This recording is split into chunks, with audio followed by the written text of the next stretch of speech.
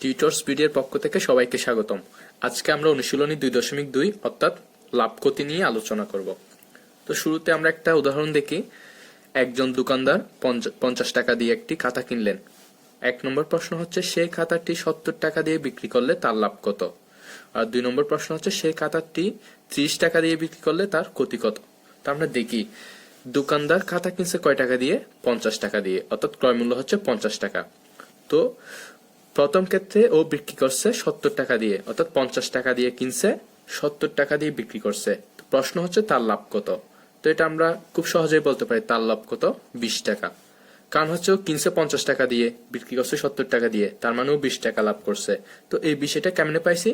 বিষয়টা পাইছি 70 মাইনাস 50, অর্থাৎ 70 মাইনাস 50। এই 70টা কি ছিল? এই 70টা ছিল অ্যাকচুয়ালি বিক্রয় মূল্য, আর 50টা কি ছিল? 50টা ছিল ক্রয় মূল্য। সুতরাং আমরা লাভ কিভাবে বের করি? লাভ বের করি বিক্রয় মূল্য থেকে ক্রয় মূল্য বিয়োগ দিই। অর্থাৎ আমরা যে সূত্রের মাধ্যমে করি কি হবে, এখানে বিক্রয় মূল্য কত? 70, ক্রয় মূল্য কত? ক্রয় মূল্য হচ্ছে 50। তাহলে 70 মাইনাস 50 ইকুয়াল টু হচ্ছে 20। ঠিক আছে। এবার 2 নম্বর প্রশ্ন হচ্ছে সেই খাতাটি 30 টাকা দিয়ে বিক্রি করলে তার ক্ষতি কত। হ্যাঁ, এটা আমরা এমনিতে বলে দিতে পারি। একটা খাতা কিনছে 50 টাকা দিয়ে আর সে বিক্রি করছে 30 টাকা দিয়ে, তার মানে ওর 20 টাকা ক্ষতি হয়েছে। এই 20টা কেমনে পাইছি? 20 পাইছি 50 থেকে 30 বিয়োগ দিছি। এখন এই 50টা কি? 50টা হচ্ছে ক্রয় মূল্য, আর এই 30টা হচ্ছে কি? 30টা হচ্ছে বিক্রয় মূল্য। সুতরাং ক্ষতি আমরা কিভাবে বের করি? ক্রয় মূল্য থেকে বিক্রয় মূল্য বিয়োগ দিই। অর্থাৎ ক্রয় মূল্য কত ছিল? ক্রয় মূল্য ছিল 50, আর বিক্রয় মূল্য কত ছিল? বিক্রয় মূল্য ছিল 30। তাহলে ক্ষতি হচ্ছে 20 টাকা। সুতরাং আমরা এই দুইটা জিনিস মাথায় রাখবো যে লাভের ক্ষেত্রে বিক্রয় মূল্য বিয়োগ ক্রয় মূল্য, আর ক্ষতির ক্ষেত্রে ক্রয় মূল্য বিয়োগ বিক্রয় মূল্য। এই দুইটা সূত্র আমরা অবশ্যই মাথায় রাখবো ভালোভাবে। এইবার আমরা এই অঙ্কটা দেখি। এটাতে বলছে কি একজন দোকানদার প্রতি মিটার 200 টাকা দরে 5 মিটার কাপড় কিনে প্রতি মিটার 225 টাকা দরে বিক্রি করলে তার কত লাভ হয়েছে। তো এখানে কি বলছে? প্রতি মিটার 200 টাকা দরে, অর্থাৎ 1 মিটার কাপড়ের ক্রয় মূল্য হচ্ছে 200 টাকা। অর্থাৎ 1 মিটার কাপড়ের ক্রয় মূল্য সমান 200 টাকা। হ্যাঁ, এই 200 টাকা করে 5 মিটার কিনছে, আর হচ্ছে প্রতি মিটার 225 টাকা দরে বিক্রি করলে, অর্থাৎ 1 মিটার বিক্রি করছে 225 টাকা দিয়ে। তাহলে 1 মিটার কাপড়ের ক্রয় মূল্য 200 টাকা, আর 1 মিটার কাপড়ের বিক্রয় মূল্য হচ্ছে 225 টাকা। আচ্ছা, এখন কি ক্রয় মূল্য চাইতে বিক্রয় মূল্য বেশি না? তাহলে বিক্রয় মূল্য বেশি হলে কি হয়েছে? লাভ হয়েছে। তা আমরা কি জানি? লাভ সমান বিক্রয় মূল্য বিয়োগ ক্রয় মূল্য। বিক্রয় মূল্য বিয়োগ, এখানে বি দিয়ে বোঝাচ্ছি আমরা কি? বিক্রয় মূল্য বিয়োগ ক্রয় মূল্য। তাহলে বিক্রয় মূল্য কত? এখানে 225 টাকা, ক্রয় মূল্য হচ্ছে 200 টাকা। তাহলে লাভ হচ্ছে 25 টাকা। এখন ওই ব্যক্তি 1 মিটার কাপড়ের জন্য কত টাকা লাভ করছে? 25 টাকা লাভ করছে। এখন ও তো 5 মিটার কিনছে টোটাল, তাহলে 1 মিটারে লাভ করছে, 1 মিটার কাপড়ে লাভ করছে 25 টাকা। সুতরাং 5 মিটার কাপড়ে লাভ 25 গুণ 5, অর্থাৎ 125 টাকা। সুতরাং ও 5 মিটার কাপড় বিক্রি করলে টোটাল 125 টাকা লাভ করবে। এবার আমরা এই অঙ্কটা দেখি। এটাতে কি বলছে? প্রতি মিটার 125 টাকা দরে কাপড় ক্রয় করে 150 টাকা দরে বিক্রয় করলে দোকানদারের 2000 টাকা লাভ হয়। দোকানদার মোট কত মিটার কাপড় ক্রয় করছিলেন? তো এখানে 1 মিটার কাপড়ের ক্রয় মূল্য হচ্ছে 125 টাকা, অর্থাৎ 1 মিটার কাপড়ের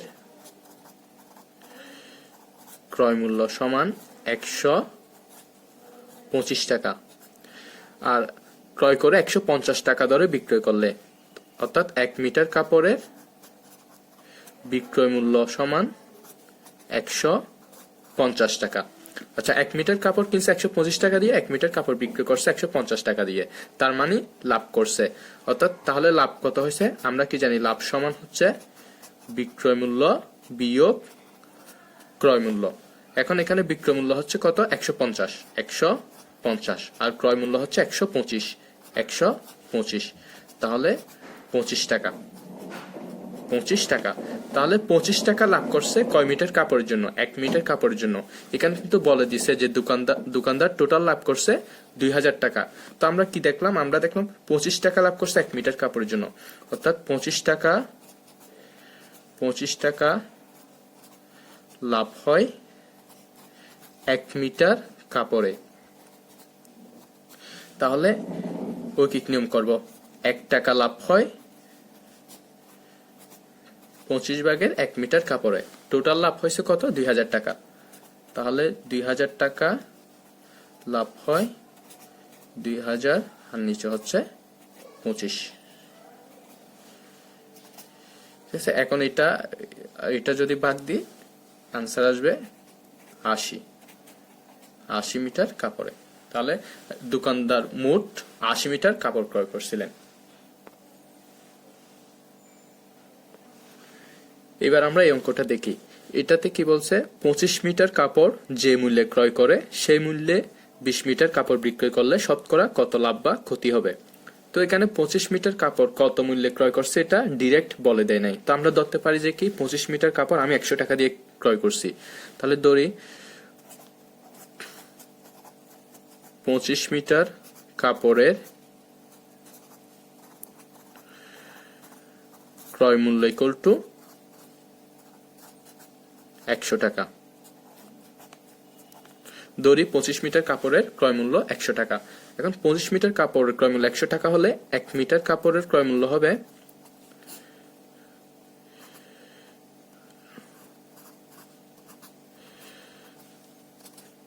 60 টাকা। এরপর বলা হয়েছে সেই মূল্যে 20 মিটার কাপড় বিক্রয় করলে, অর্থাৎ 25 মিটার কাপড় আমি যত টাকা দিয়ে কিনছি তত টাকা দিয়ে আমি 20 মিটার কাপড় বিক্রয় করব।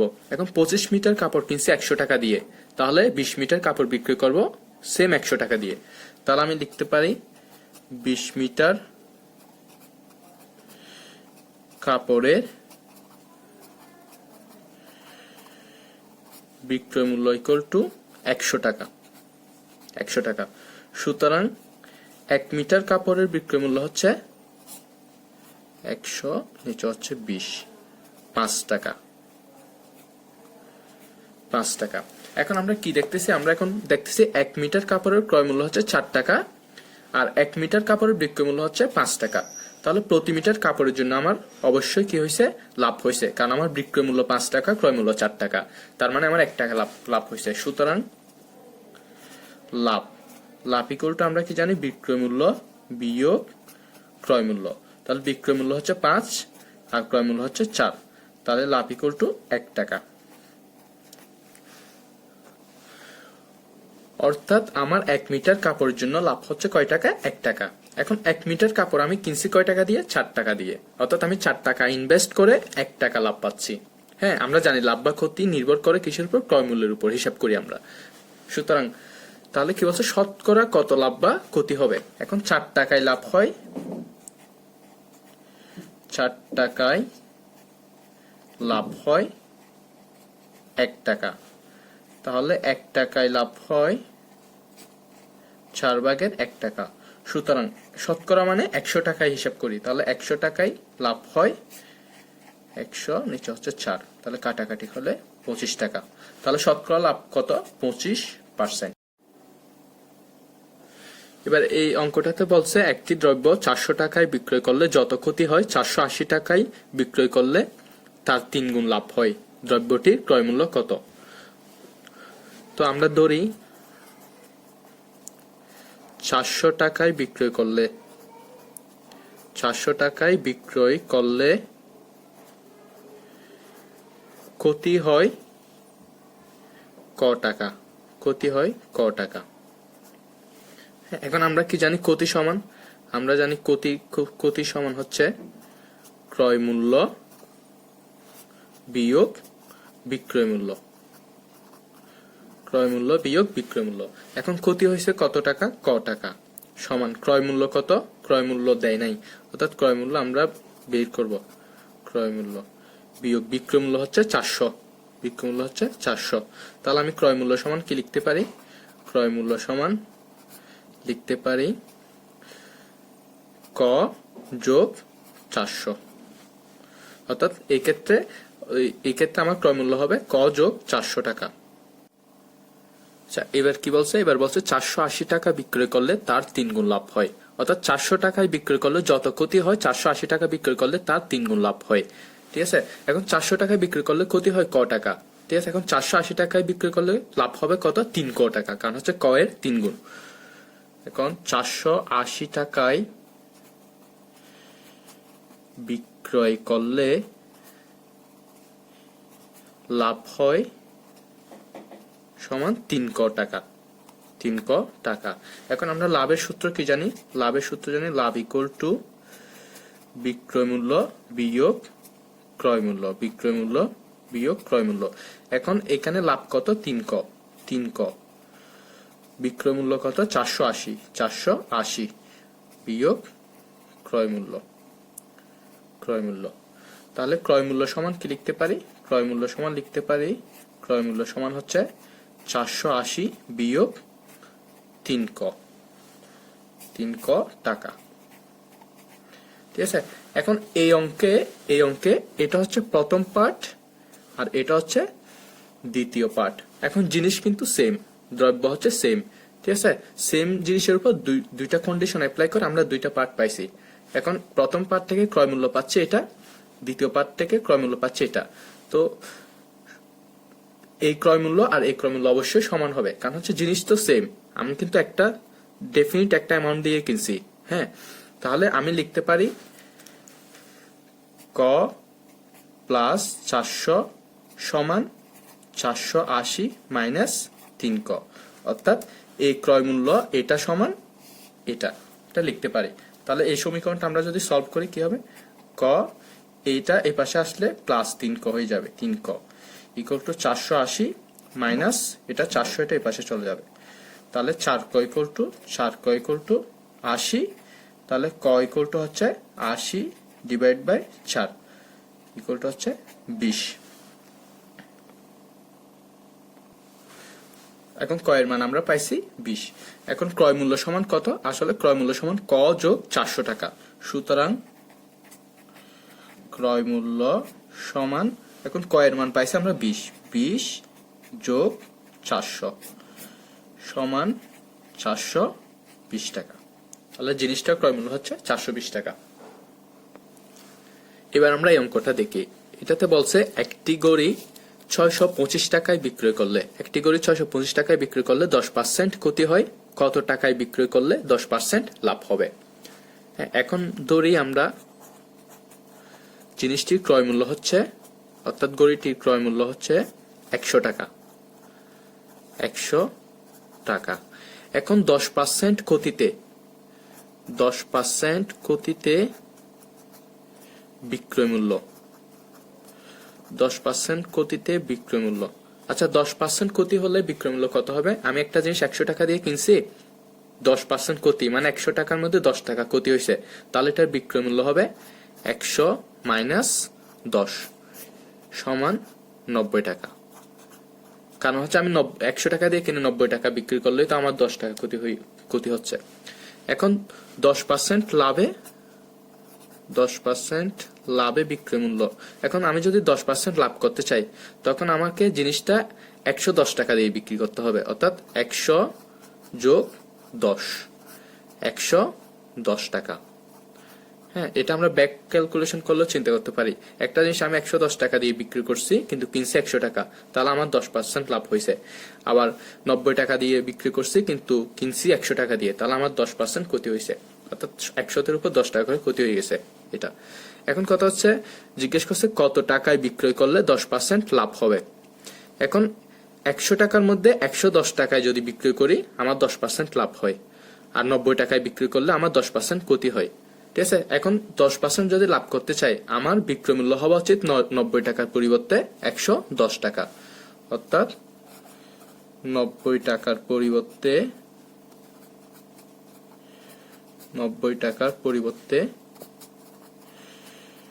বিক্রয় করতে হবে 110 টাকায়। তাহলে 1 টাকার পরিবর্তে বিক্রয় করতে হবে উপরে হচ্ছে 110, নিচে হচ্ছে 90 টাকায়। এখন আমার টোটাল বিক্রয় করছিল কত টাকা? 625 টাকা। তাহলে 625 টাকার পরিবর্তে বিক্রয় করতে হবে হচ্ছে 110 গুণ 625, নিচে হচ্ছে 90 টাকা। তাহলে এদিকে 10 দিয়ে দিলে এটা হবে 11, এটা 10 দিয়ে ভাগ দিলে এটা হবে 9। তাহলে আসবে এটা গুণ করে পাওয়া যাবে 6875, আর নিচে হচ্ছে 9। এরপর এটা ভাগ দিলে অ্যান্সার আসবে 763 সমস্ত 9 ভাগের 8 টাকা। এটাই অ্যান্সার। অর্থাৎ জিনিসটা সামারি হচ্ছে, আমি যদি 625 টাকা দিয়ে ঘড়িটা বিক্রি করি তাহলে 10% ক্ষতি হয়, আর আমি যদি 763 সমস্ত 9 ভাগের 8 টাকা দিয়ে বিক্রি করি তাহলে 10% লাভ হবে। আমাকে এই বিক্রয় মূল্যটাই বের করতে বলছে, এটাই অ্যান্সার। তো আমাদের চ্যাপ্টারের ম্যাথগুলো সব এভাবে বুঝে বুঝে শেষ করে ফেলা যায়। এখানেই শেষ।